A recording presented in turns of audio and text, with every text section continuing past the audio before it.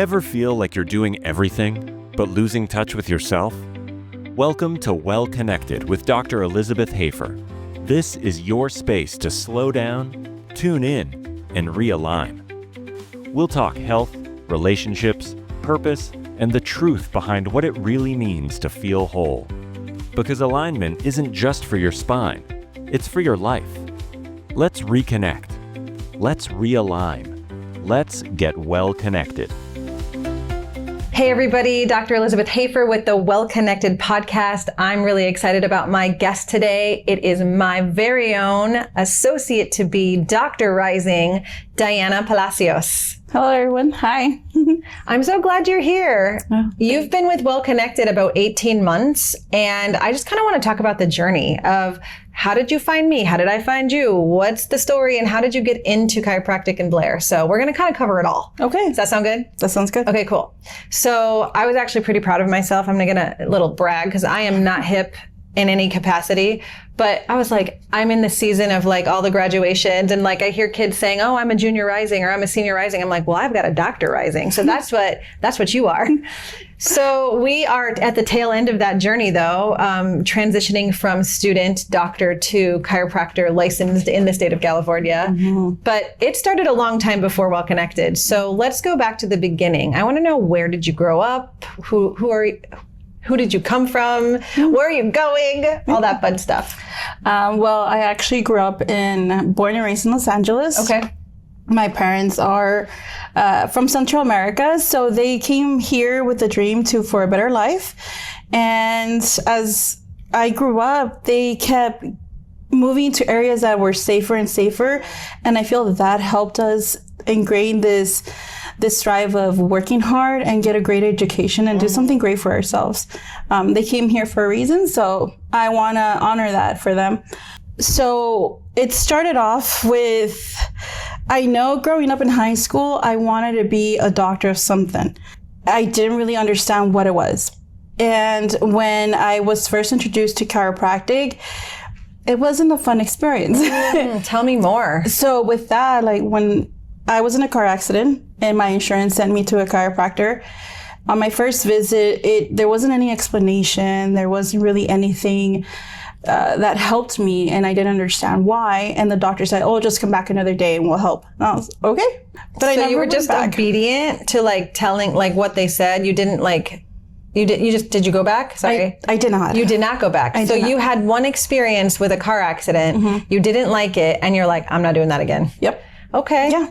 And years later, I was in another car accident. Oh my goodness. I was rear-ended again. And this time I just sucked it up. Honestly, I didn't do anything. I just took medication. And then years of that, of being misaligned, it caused a lot of back pain. And it was feeling like I couldn't breathe. It was feeling very uncomfortable.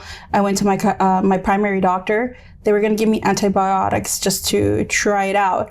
And I'm like, but I'm not sick. What? They were going to give you an antibiotic because you were having a hard time breathing and they didn't even know what it was for. They were just like, here, take this medicine. Mm-hmm. Wow. That's interesting. And it wasn't fun. I didn't like it. So, because I knew I didn't need that. Yeah. I went back to work and my coworker told me, hey, I have a chiropractor. Go see her. And where were you working at the time? In an ophthalmologist's office. Oh, okay. So you were working for a kind of doctor. Yes. And when you were working for that ophthalmologist, did you have interest in becoming an ophthalmologist? No. Oh, okay.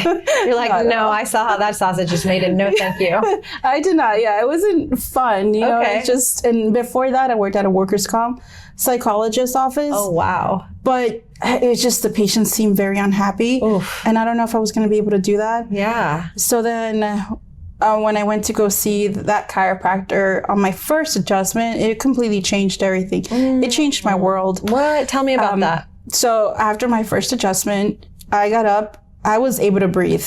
No way. That feeling that I had was gone. Everything seemed brighter.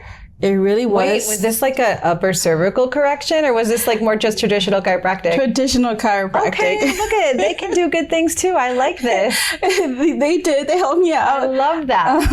And then she introduced me to chiropractic. I was going for nursing already.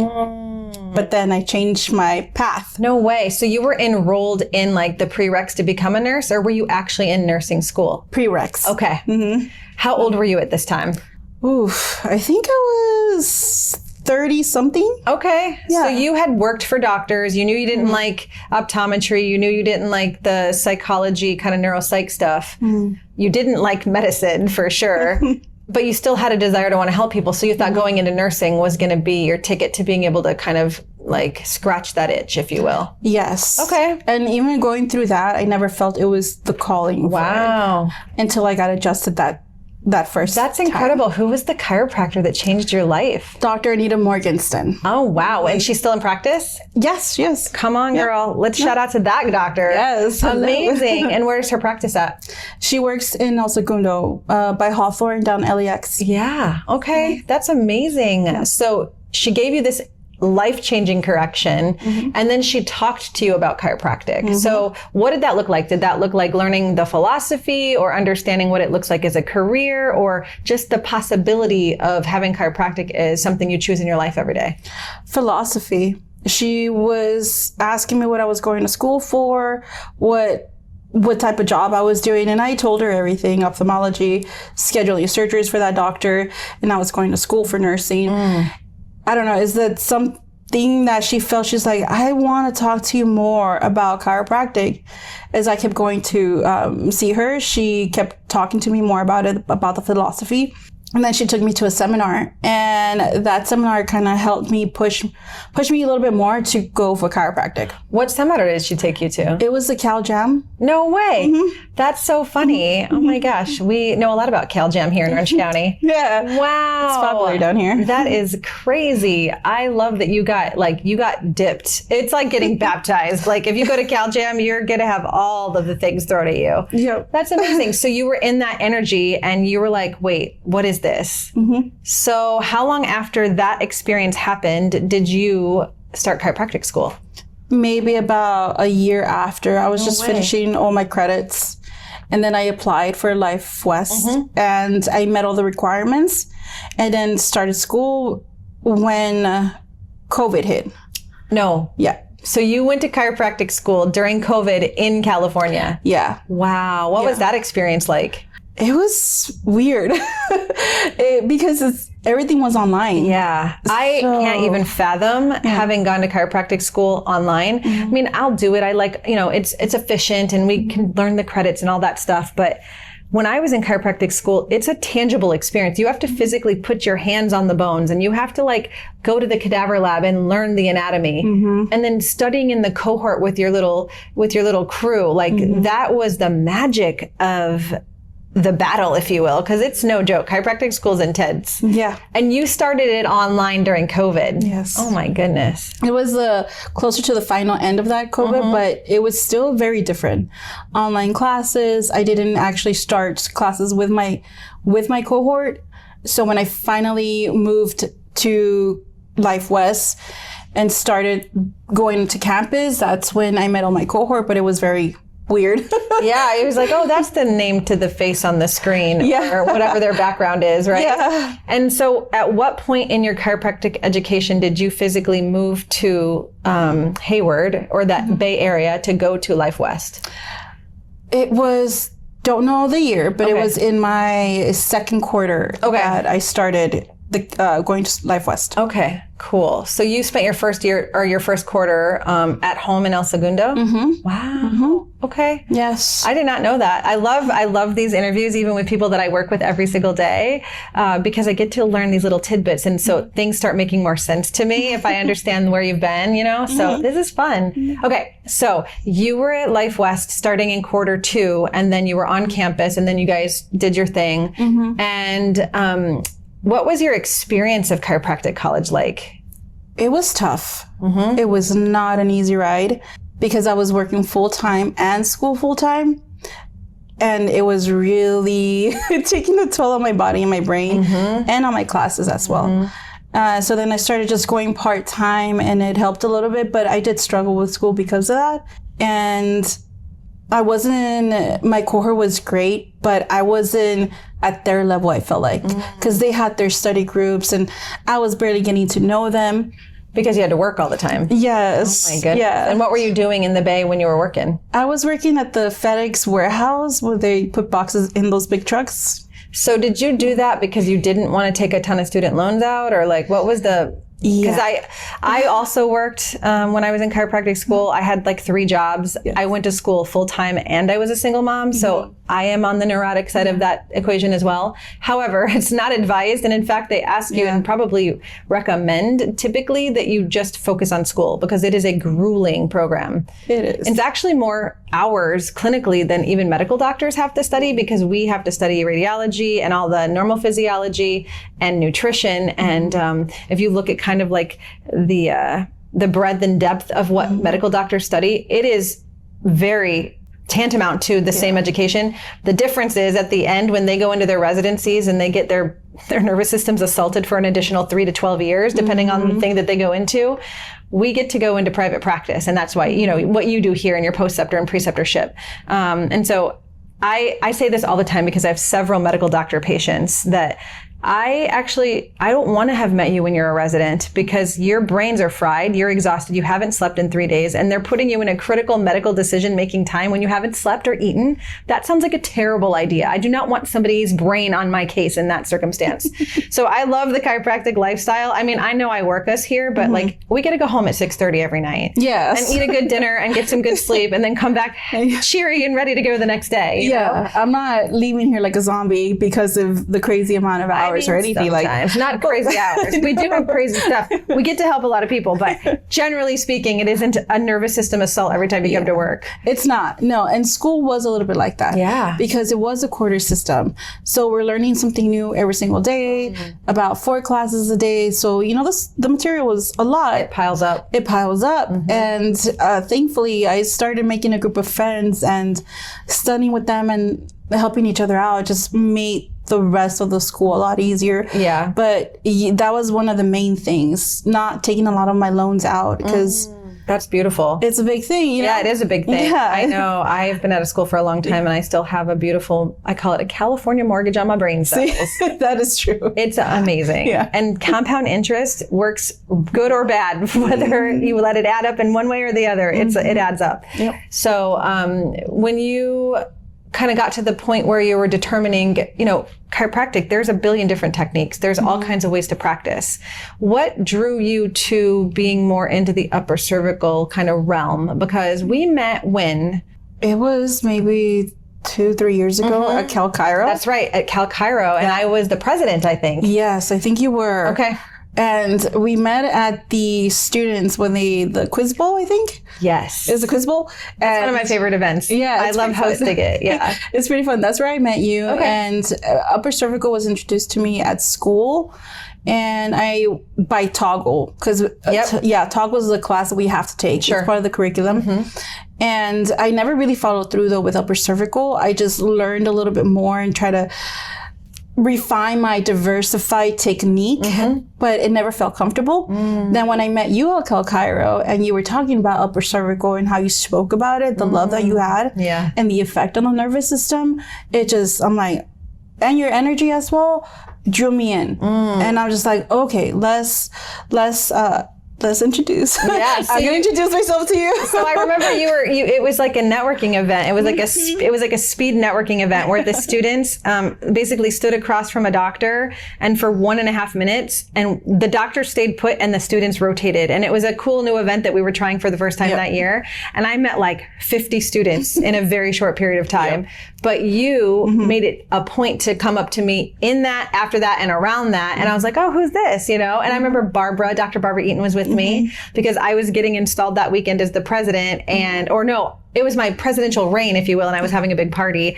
And so I remember her saying something like, Diana's interested. I think you should go, kind of foster that. And I was like, okay, it was fun. It was. You did foster that. I fell in love with upper cervical after that because I know it was good for the body. Yeah. Better for the body, I'm going to say, for the neck. Yeah, it's more specific. And yes. So I think, tell me how the preceptor came about. I know we had to fill out an application, but was it difficult for you to make that happen and transition? It wasn't difficult. It's more of the information that's given to you is very limited. we already have a lot of information in school that when it came down to the preceptor, you kind of have to really do an investigative work, really follow up with the people and what's going on, because it's just, that was a little bit more of the difficult part for the they kind of make you work for it, right? Yeah. They do. They really do. And from my perspective, they don't really offer a lot of support or guidance from like a clinical doctor hosting students. They're just like, make sure they get their adjustments and make sure you fill out this form and then send it in. And then there's a survey halfway through, like I guess the quarter, and then at the end of the quarter. But you started with your preceptorship in the beginning of the year, and we were in a transition. So we were literally moving the office from our old location to the new location. Yeah. And it was an interesting kind of beginning to your time at Well Connected, because we had literally a lot of moving parts. Yeah. But I remember you showing up and you were like so committed to whatever it took. Like if it meant you were schlepping boxes of files, or if you were putting stuff in the back of your car and, hauling it across town. I think it's like a 7-minute drive from one location to the other. You were showing up, and I was like, okay, this is the work ethic that I want to see. I really, a path to becoming a doctor at Well Connected looks like having an internship at Well Connected through the student journey. And I've probably had 25 interns in my career, and I've hired 3. So the work ethic and the way you showed up as a student, and your commitment to learning was what drew me to you. And believe it or not, like she is this like regal queen, and her energy is just so like, so regal. And you're like, whatever you want, I'll do it, whatever you want, Diana. But like her being so tenacious at that Cal Chiro event, like spoke to me, because you got to go after what you want. You do. You really do have to work for it, and then, that's one thing that I'm learning from you as well. Like you work for what you got. And that's the way I show up when I work at a place. And I don't like saying work because I don't feel like it's work. Yeah, I know. Right? Yeah, it's like your contribution. Yeah. And we're all collaborating towards a bigger goal, which at the end of the day is to help people's nervous systems be regulated and heal, and create a safe environment for people to come in and feel like they can like just move in the right direction. Yes. Like that. So with Blair, tell me, like, what was your biggest fear? Because I remember when I was a student and I saw the Blair Protracto view on a view box, because back in my day, when I was a young little student, we had plain films, and I was like, what is that? We never got taught that in school. And I remember thinking, this is like Greek and I'm never going to learn it. And I was in tears. I mean, fast forward 24 years and now I'm teaching the work. So you come along, right? You put the reps in and you get the skills. But what was your biggest fear coming into the Blair kingdom? It was the technique, the actual adjustments that did scare me a little bit, because I want to make sure I'm doing it correctly. Yeah. And the way you have to position your body for the patient to make that adjustment, that correction, frightened me a little bit. But after practicing and, just doing your reps, I felt a little bit more comfortable. Yeah.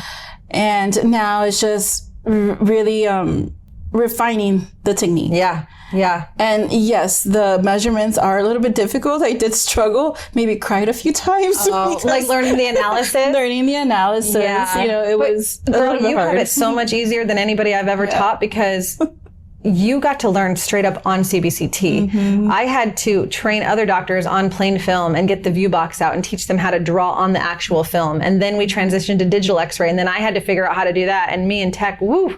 And then to transition to cone beam, it's like, okay, we keep evolving, and I keep amping my skills up and being able to like harness the technology. But you came in and got to learn on like the creme de la creme of technology. And it's amazing how much you can see on the cone beam technology. So you coming out of school are like light years ahead of where I was when I was coming out of school, just from the ability to have access to this amazing stuff. Yeah, that cone beam imaging is really amazing. Hearing other doctors, how they had to measure from the actual films, I'm like, whoa. I know. I did not have to go through that. Amen.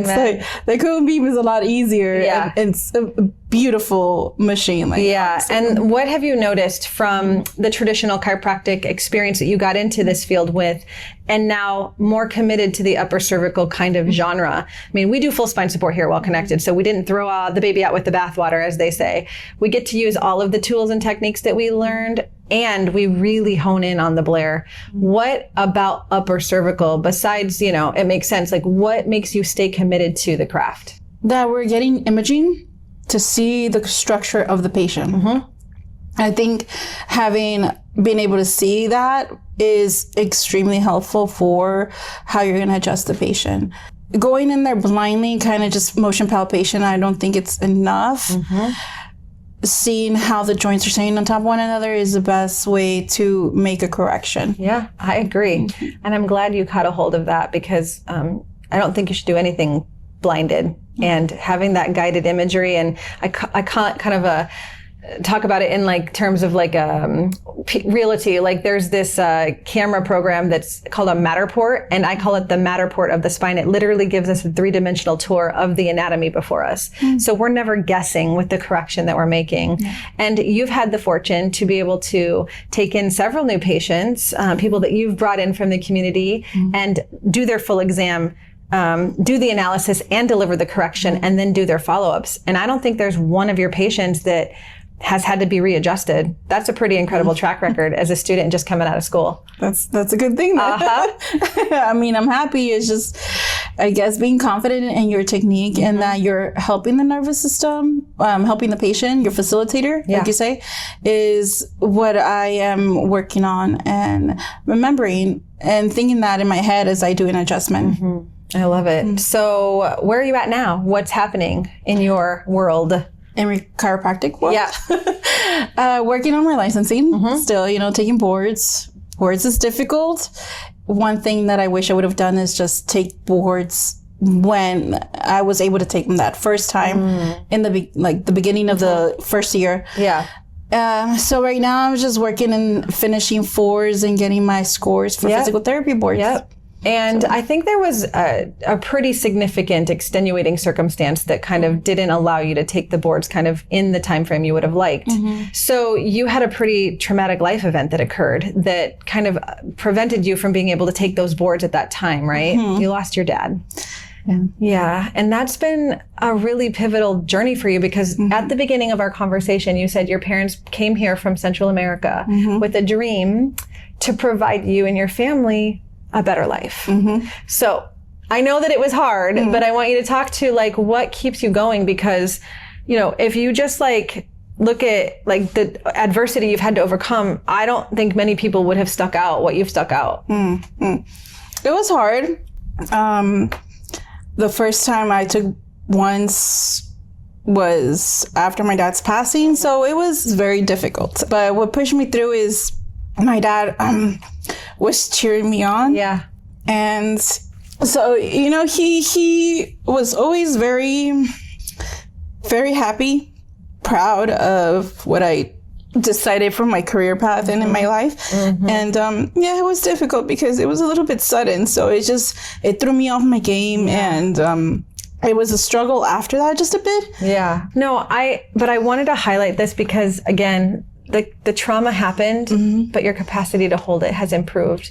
And you have continued to push and fight and excel in every challenge. And every single time there's a little setback, you're like, that's okay, I'm going to do it better next time. And that's the heart of why I love having you here, because it doesn't matter what you get thrown at you. You're going to like rise yourself up like the phoenix from the ashes and go after the thing that you want. And that's like what we love here at Well Connected. We love the embodiment of chasing and pursuing your dreams. And that's what we want for every patient that we get to take care of. They all walk in with their life and their set of circumstances and their trauma, and they have a desire to move in a better direction, and we get to help facilitate that. So I want people to understand that even if you have to take a board again, or even if you don't get that class right the first time, or there's a setback here or there, the tenacity and the perseverance and the heart behind your come from is so critical. And that's why I love having you being a part of the Well Connected queendom. Yeah, it was difficult. There's failure, but I think you learn from your failures.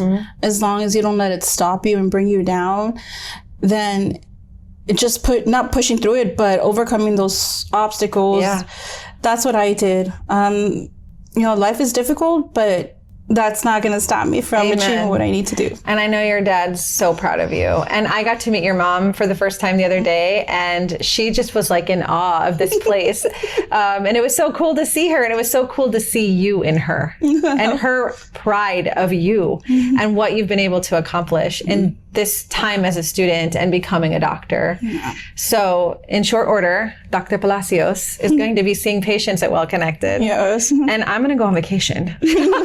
I'm going to take some time off so that she can rise up and be the queen that she is. I am here for you. All right, girlfriend. I'm here for you too.